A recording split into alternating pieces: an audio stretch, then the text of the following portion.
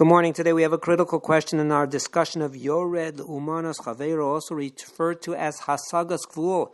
If we have an incumbent business, an existing business, and somebody else wants to opens up in the vicinity. So we've said in general that certainly if they're from the same city, A cannot prevent B from opening up. But our question fundamentally then is, how about if B's opening up will cause damage to A? Or maybe even B's opening up will put A out of business. In that situation, does it change?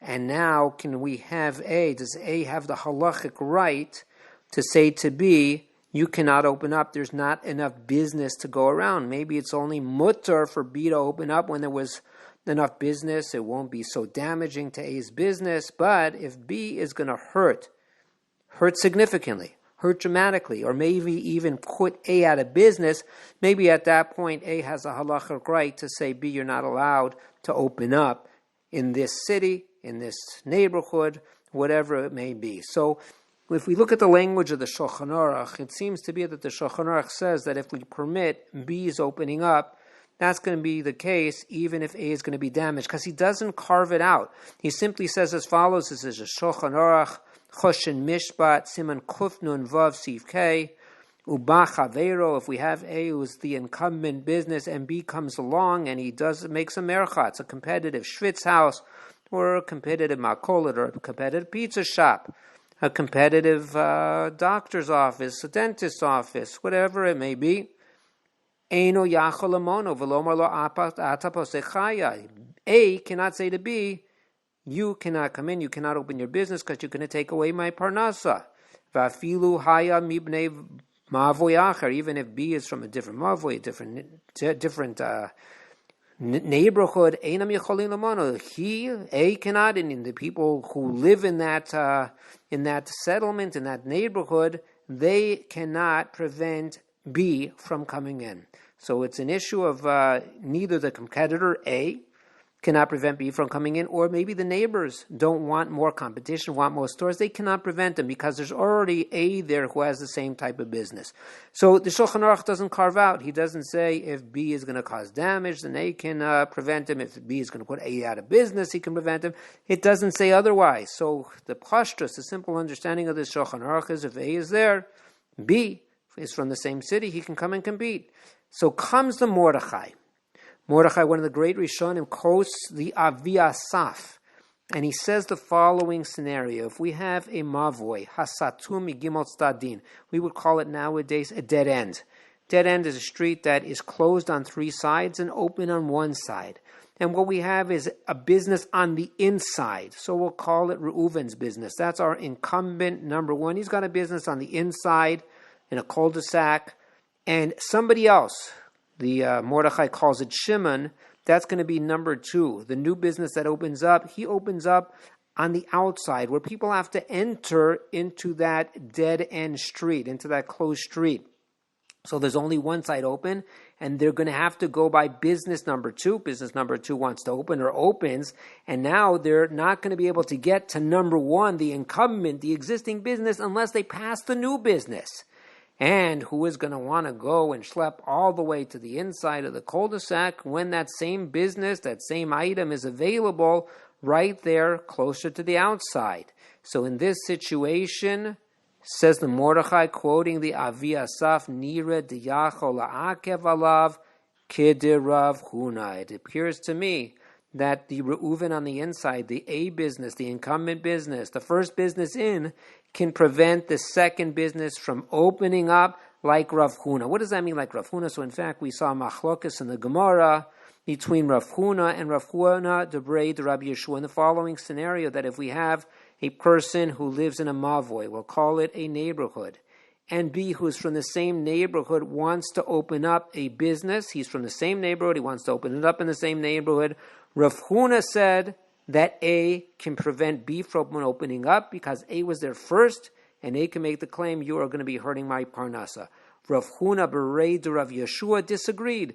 He was of the view because they're from the same neighborhood, A cannot prevent B from entering into that neighborhood for a business, opening up a business in that neighborhood. They're both from the same neighborhood. Accordingly, B has a right to open up a business just like A. The fact that A was there first cannot prevent B from opening up thereafter. And in fact, we said that we paskin like that latter view, pro-competition. We paskin like Rav Huna Berei de Rav Yeshua, A cannot prevent B from opening up because they're from the same neighborhood.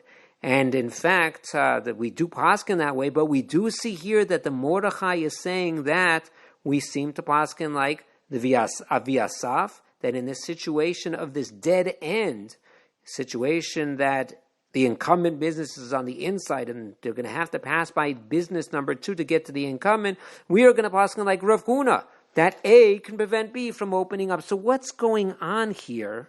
That it's different, possibly different, that we're saying that we're paskening like Rav Huna. So for this, we're going to see 2 major explanations in understanding this opinion of the Avi Asaf brought by the Mordechai. When would we possibly pasken like Rav Huna?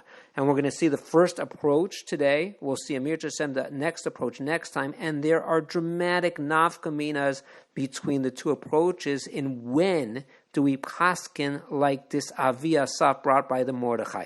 So the first approach is brought in the Tshuvas HaRamah. This is a tshuva that we saw in the last topic that we discussed. The last topic was, do you have to buy from somebody who is Jewish or an Orthodox Jew over anyone else? And we brought this tshuva the Ramah, the most famous tshuva the Ramah, that he discussed the situation of his cousin, the Maram Padwa. What happened with the Maram Padwa? So the Maram Padwa was a big Talmud Chacham, contemporary of the Ramah, lived at the same time, and the Maram Padwa spent years and any money he had in order to put a new set out of the Rambam. He sat personally and edited and made changes and corrections that were necessary in the text of the Rambam, and he put out a whole set of the Mishnah Torah, and he did that in conjunction with a non-Jewish printer. They partnered together. Jews were not permitted to own printing presses, and they went to market with this brand new set of the Rambam. And the problem happened that a second printer, non-Jewish printer, got upset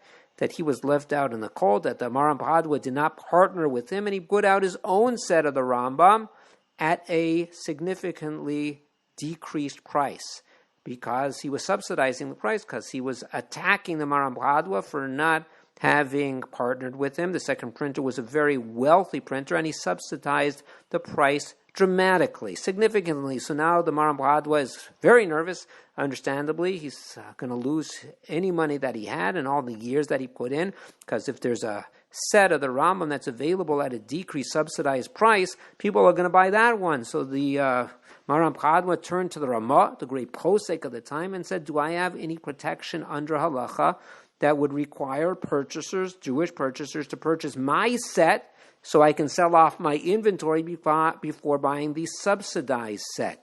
And as we said in the past, that the Ramah brings 4 different reasons why there would be a requirement on Jewish purchasers to purchase the set, the first set of the Maram Padwa, and not the second set. And what we discussed in the prior topic was the third reason. The third reason is that when you have a choice between doing business with somebody who is Shomer Shabbos, somebody who is observant and not, you have to go with the Shomer Shabbos. At least that was the view of the Ramah. Today we're not going to talk about that. We're going to talk about the first reason that the Ramah brought, why the business has to be given the Maram Padwa and not to the non-Jewish printer who was subsidizing the cost of his set. And he says as follows, we have this machlokes between Rav Huna and Rav Huna Berei de Rabbi Yeshua if A can prevent B from opening up. And according to Rav Huna, A can prevent B from opening up because A was the incumbent business. However, Rav Huna Berei de Rabbi Yeshua says, no, A cannot prevent B from opening up. They're from the same neighborhood, and accordingly, B can open up even though A was the incumbent. And what's difficult to understand, says the Ramah, is on the one hand, the Rif and the Rosh paskin like Rav Huna Berei de Rabbi Yeshua. They paskin like Rav Huna Rabbi Yeshua. The Chachamim happen to agree with Rav Huna Rabbi Yeshua. That's the majority rule, that we cannot stop the competition. B has a right to open up, to set up shop as well. So we paskin like Rav Huna Rabbi Yeshua, not Rav Huna. So we cannot stop the competition. Nonetheless, says the Ramah, but this is not so simple, because if you look at the Mordechai bringing the Avi Asaf, there are times that the Mordechai is saying that we paskin like Rav Huna, that A can prevent B from opening up shop. And what was that situation that he was talking about? The dead end, that we had the incumbent business all the way in on the dead end, and the second one was opening up at the outside of the dead end, so they would have to pass by B in order to get to A. So what's going on here? On the one hand, we have the Rif, we have the Rosh saying we paskin like Rav Huna b'rei Rabbi Yeshua, we cannot prevent competition, and we have the Mordechai quoting the Avi Asaf that we paskin like Rav Huna that you can prevent competition. What is going on? Says the Ramah, it goes like this. It depends the situation. It depends what damage A will incur by virtue of B opening up shop. We have to distinguish when we have something that is bari hazeka, when it is clear that B's opening up will cause financial harm, financial damage to A. In that situation, that it is clear, Vevada Yasiko, certainly it will cause damage to A. Everyone would agree that we paskin like Rav Huna. And that's what the Mordechai, quoting the Avi Asaf, was talking about. In a situation that there will certainly be damage that will be incurred by A, clearly everyone would agree, according to the Ramah, that A can prevent B from opening up. And accordingly, that's what's going on in the example of the Mordechai with the dead-end street. If everyone is going to have to pass by business B in order to get to A, there's certainly going to be significant or at least some financial damage incurred by A. And that's why we paskin like Rav Huna. If you won't have that financial impact, that negative financial impact on A, that is what the other poskim were saying, Rav the Rif and the Rosh. They were saying that we paskin like Rav Huna b'rei Rabbi Yeshua, that you cannot prevent competition. But if there is going to be financial harm, you can prevent B from opening up. And he says, if you apply that to our situation with the Maram Padwa, who is trying to sell a set, but you have a second printer who has subsidized the price because he's wealthy. That's all. His whole intention is to cause harm to A. The Maram Padwa will be A, and the non-Jewish printer, the second printer, would be B. In this situation, where it's clear that there will be financial harm incurred by the Maram Padwa, in this situation, we paskin like Rav Huna, that the incumbent business, that the Maram Padwa, can indeed stop the second individual from competing, and accordingly, says the Ramah, we paskin that Jewish purchasers are not permitted to purchase the second set of Rambam from B. They have to first purchase from A until A sells out his inventory. Now, what's important for us is the standard of when A can prevent B. So the default would be that A cannot prevent B from opening up. However, when can A prevent B? If it is bari hazeke, bevada yaziklo, if it is certain that A will have financial damage. But the Ramah does not quantify what that means. Does that mean 5% damage? That is, net income will go down by 5%? Is it 10%? Is it 15%? Is it 30%? He does not say. It does not have to be what's clear that B will put A out of business. He's talking about that B will cause A to have financial damage, financial harm, and accordingly in that situation, which we're not able to quantify based on this, that A will be able to prevent B from opening up. And in Mirza Hashem, we will see a different reading of the Mordechai quoting the Avi Asaf. What damage is he talking about? That only in that situation will A be able to prevent B from opening up and staying in business. Have a wonderful day. Have a wonderful day. Have a wonderful day. Have a wonderful